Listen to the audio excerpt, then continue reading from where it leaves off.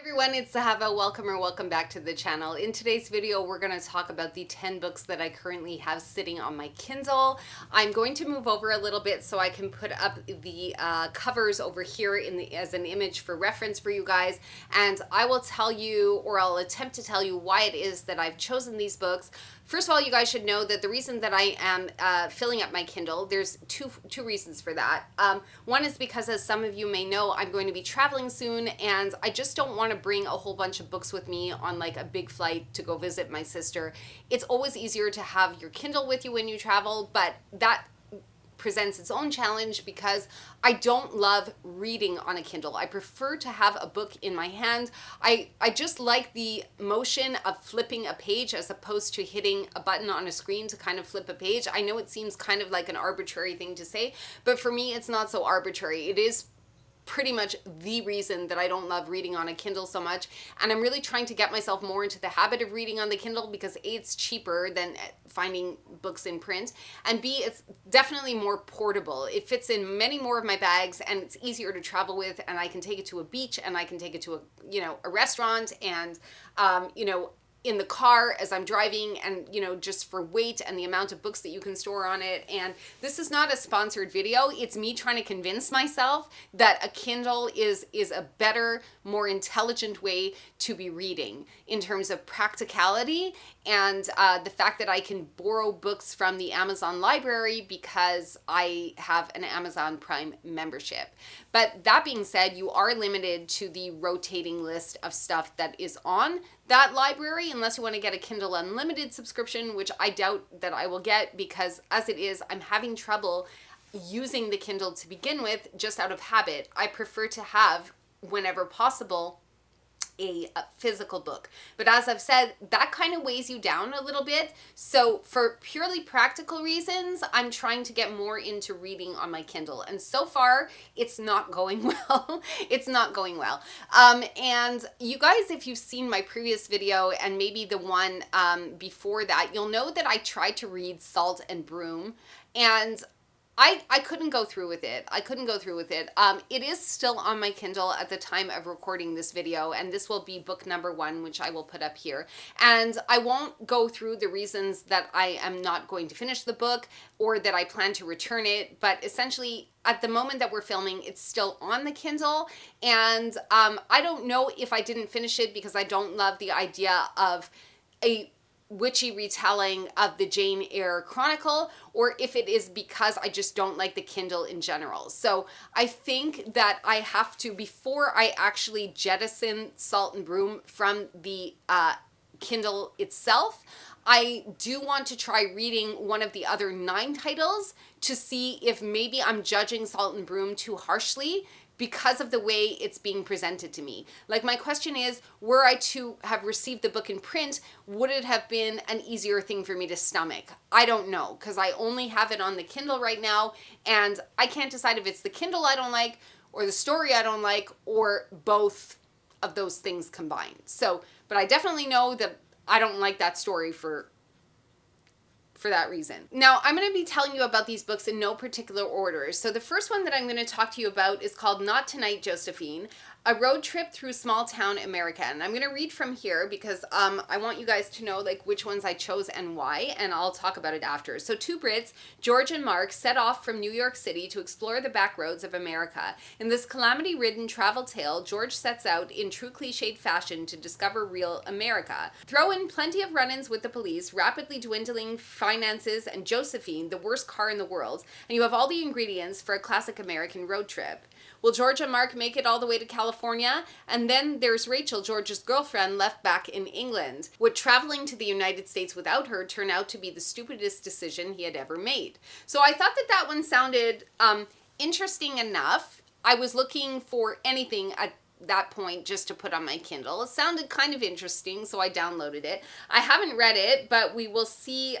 We'll see what it ends up being. So it sounded like a good read. The next book that I downloaded onto my Kindle is called More Ketchup Than Salsa, and this is a memoir, and it is childhood sweethearts Joe and Joy are broke and bored. They're also tired of smelling of fish. When offered the chance to escape from the dreary market stalls of England to run a bar on a subtropical island, they recklessly jump at the opportunity, despite their spectacular lack of experience. Dreams of a better life overseas are soon crushed by mini mafias, East European prostitutes, and biblical-grade cockroach infestations.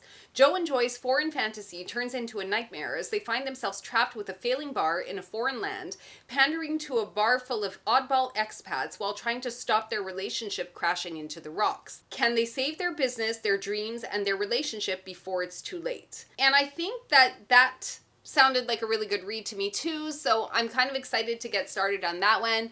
Being that it's a memoir, I'm probably going to have an easier time reading it just because I know it's based on true events, and that to me kind of like cements the sincerity of it. So I think I should probably have an easier time with this one. So that book there is on my Kindle. Again, it's not a book I've ever read before, so I don't know if it's going to be any good. If you guys have read it, or if you've read the Not Tonight, Josephine, if you guys have read like any of these books that I've downloaded, please let me know what you thought of them and if you think I'm going to like them or not. Okay. The next book that I downloaded for my Kindle for my trip, for my 15-hour flight that I might decide to read is The Medicine Woman of Galveston. I don't know if I'm pronouncing that correctly. Once a trailblazer in the field of medicine, Dr. Tusha Hatherley hasn't touched a scalpel or stethoscope since she made a fatal mistake in the operating theater. Instead, she works in a corset factory, striving to earn enough to support her disabled son. When even that livelihood is threatened, Tusha is left with one option: to join a wily, charismatic showman named Huey and become a part of his traveling medicine show. Her medical license lends the show a pretense of credibility, but the cures and tonics Tusha is forced to peddle are little more than purgatives and bathwater. Loathing the duplicity, even as she finds uneasy kinship with the other misfit performers, Tusha vows to leave as soon as her debts are paid and start a new life with her son if Huey will ever let her go. When the show reaches Galveston, Texas, Tusha tries to break free from Huey, only to be pulled even deeper into his schemes. But there is a far greater reckoning ahead, as the September storm becomes a devastating hurricane that will decimate the Gulf Coast and challenge Tusha to recover her belief in medicine, in the goodness of others, and in herself. So apparently this book is based on a true history. I don't know anything more about it than that, but it certainly sounds very interesting, very kind of Dr. Quinn-esque. I love that she's being sort of forced to work in a situation that will make her uncomfortable. I love the idea of a medicine woman in a certain historical time period. I would like to read that one. I'm hoping that it'll be interesting enough that I can get through it on my Kindle. The next book that I have on my Kindle is actually a true crime novel, so I'm just going to read you the blurb on it to let you know why I selected it. It's an unexplained disappearance that spirals into an unrelenting murder mystery. So in October 2014, local Michigan Police Chief Laura Fritzo faced a perplexing missing person case. It was not like Chris Reagan, a devoted father and dependable employee, to take off without explanation. When Fritzo learned Chris was having an affair with Kelly Cochran, a married co-worker, suspicion fell on Kelly's hulking husband, Jason. Soon after that, the Cochrans abruptly moved to Indiana. 16 months later, Jason Cochran died from a drug overdose. Friends and family rallied around the grieving Kelly. But when the coroner ruled Jason's death a homicide, no one reacted more bizarrely than his widow. Detectives tried to put Kelly's past into focus, but the horrific truth was hidden under a near-perfect patchwork of lies. Veteran investigative journalist M. William Phelps expertly reveals Kelly Cochran's staggering saga of murder, revenge, and payback. So again, sounds super interesting. It is a true crime, and again, I was surprised to find this kind of genre on Kindle. I figured, what the heck, maybe if I'm in the mood for that and it doesn't put me to sleep, which it might, I'm going to try and give this one a chance. Let me know if you guys have read that one. The next book that I have on my Kindle to read is The Keeper of Enchanted Rooms by Charlie N. Holmberg. Rhode Island, 1846. Estranged from his family, writer Merritt Fernsby is surprised when he inherits a remote estate in the Narragansett Bay. Though the property has been uninhabited for more than a century, Merritt is ready to call it home, until he realizes he has no choice. With its doors slamming shut and locking behind him, Wembrel House is not about to let Merritt leave. Ever. Hulda Larkin of the Boston Institute for the Keeping of Enchanted Rooms has been trained in taming such structures in order to preserve their historical and magical significance. She understands the danger of bespelled homes given to tantrums. She advises that it's in Merritt's best interest to make Wembrel House their ally. To do that, she'll need to move in too. Prepared as she is with augury, a set of magic tools, and a new staff trained in the uncanny, Hulda's work still proves unexpectedly difficult. She and Merritt grow closer as the investigation progresses, but the house's secrets run deeper than they anticipated. And the sentient walls aren't their only concern. Something outside is coming for the enchantments of Wimble House, and it could be more dangerous than what rattles within. So that one does sound very good. I almost am sad that I don't have this book in print. I'm actually wondering if I want to keep it on my Kindle. I think what'll happen is I'll probably end up reading like the first 10 pages or so, maybe of the first couple of chapters. And if I really like it, I may actually stop it and go out and seek the print book. So I think that that's another good advantage of having the Kindle, especially when you can borrow the books from your Amazon Prime membership. I don't know if you guys do this, but I figure if I really, really like the book and I'd like to own it in print, I could always just read a little bit, test out if I like the book or not. And then if I want to get it in print because I feel like it's something I might want to annotate or something along those lines, then that's definitely an option that I have. The next book that I have is also another memoir. This time it is called Married to the Man Who Washed Himself Away, a memoir, the true story of how obsession tore a family apart by Joan Leach. This extraordinary true story will move you to tears and inspire you to never give up. I'm already intrigued by that premise. Set in Northeast England in the 1950s and 60s, it follows the life of a lively teenager who falls for a handsome older man. Joan dreams of a romantic future, but her husband's obsessive-compulsive disorder stands in the way of creating a normal home for their growing family. She must find a way to overcome the formidable challenges that stand in her way as she tries to find happiness. Immersed in the warmth, love, and hardship of a working-class family, Joan's story of heartbreak, adversity, and resilience will stay with you forever. So I love a memoir. I love a struggle. I love a deep character study. And I think that memoirs usually give you that. So this one is going to deliver pretty easily. I would say that I'm excited to read it, but I would honestly be more excited if it was a print novel. So again, I'm trying to be kind with myself. I'm trying to allow myself to read on the Kindle.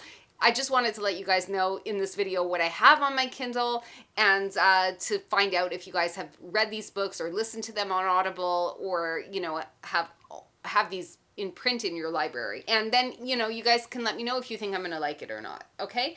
The next one that I have here is another memoir. I'm not going to read you the back of it because I think it's a pretty popular one that most of you probably already know or have seen the film version of, but that is Alive, the true story of the plane that went down in the Andes. So I won't get too much into the reason why it's on my Kindle. It's just on my Kindle because I would like to know from a memoir first-person account what it actually was like when it's not being dramatized for film. So it's definitely a book that I want to read, and I don't know if there's a sequel. I think there might be a sequel, or I heard there was a sequel, but for now, it's not a book that I think I would pick up in print.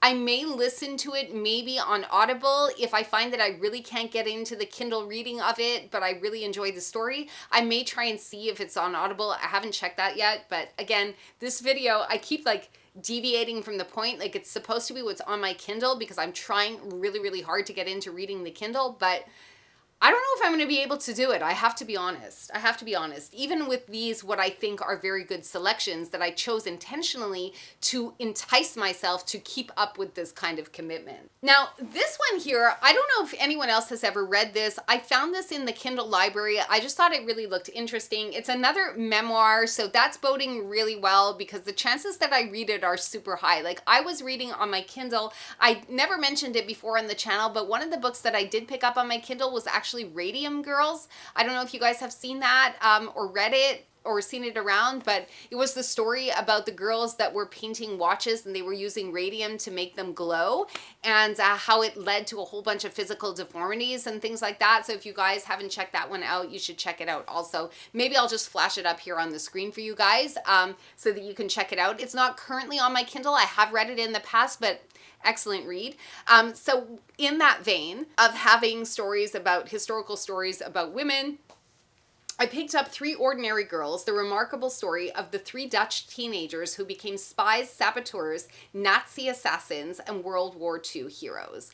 And come on, you got to admit, that sounds super interesting, especially due to the fact that it's based on like a real story, a true story.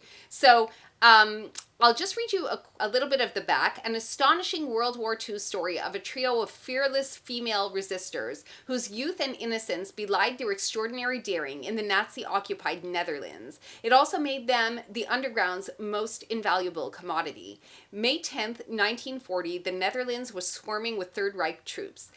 In 7 days, it's entirely occupied by Nazi Germans. Joining a small resistance cell in the Dutch city of Haarlem were 3 teenage girls, Hannie Schaft and sisters Truus and Freddie Overstegen, who would soon band together to form a singular female underground squad. Smart, fiercely political, devoted solely to the cause, and with nothing to lose but their own lives, Hannie, Truus, and Freddie took terrifying direct actions against Nazi targets. That included sheltering fleeing Jews, political dissidents, and Dutch resistors. They sabotaged bridges and railways and donned disguises to lead children from probable internment in concentration camps. They covertly transported weapons and set military facilities ablaze, and they carried out the assassinations of German soldiers and traitors on public streets and in private traps with the courage of veteran guerrilla fighters and the cunning of seasoned spies.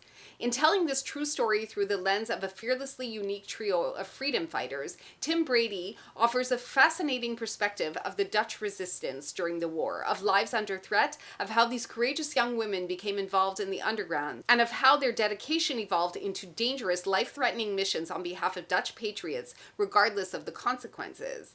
Harrowing, emotional, and unforgettable, 3 Ordinary Girls finally moves these 3 icons of resistance into the deserved forefront of world history. So I have to say that this does sound like a fascinating read, and hopefully it'll be good enough to keep me on the Kindle.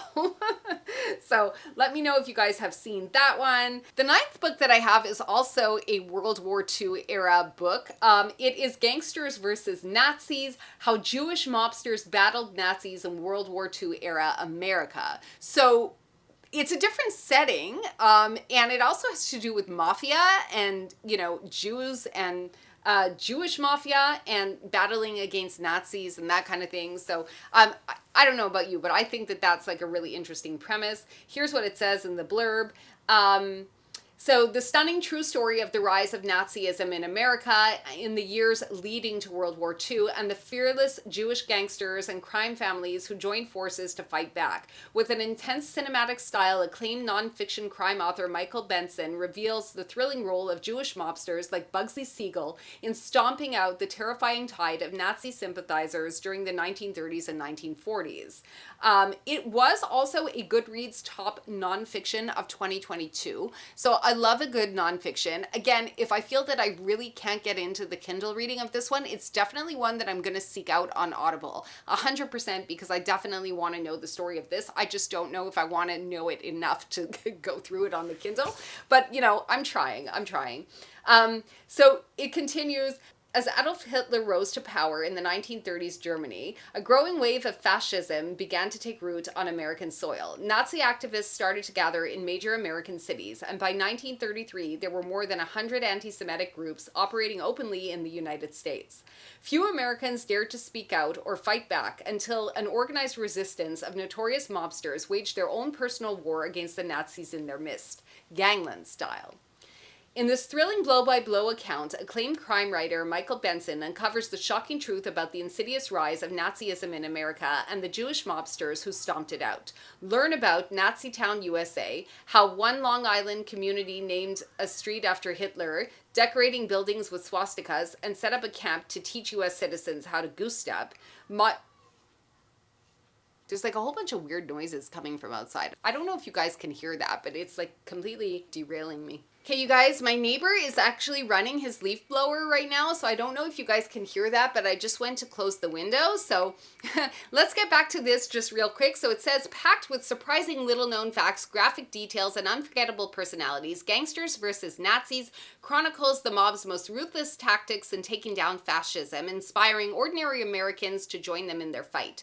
The book culminates in one of the most infamous events of the pre-war era, the 1939 Nazi rally in Madison Square Garden, in which law-abiding citizens stood alongside hardened criminals to fight for the soul of a nation. This is the true story of the mob that's rarely told, one of the most fascinating chapters in American history and American organized crime. So I thought that this one would be a really interesting read as well. Let me know if you guys are familiar with this title and what you thought of it. And lastly, Salt and Broom. Still haven't decided if I'm going to read it or DNF it or just return it to the Amazon library. I don't know. I don't know what I'm going to do about that title. Let me know what you think I should do about it in the comments. I certainly have enough books that I can read that I can bench it for a while and come back to it if I feel like I might want to pick it up again. Maybe I'm just not in the right headspace. Maybe reading adaptations of classic novels is not really the best thing for me. While it might work for you, I don't know. I find that I have a really hard time like wrapping my head around things like that. So anyway, thank you so much to everyone who's come by to spend some of your day with me today.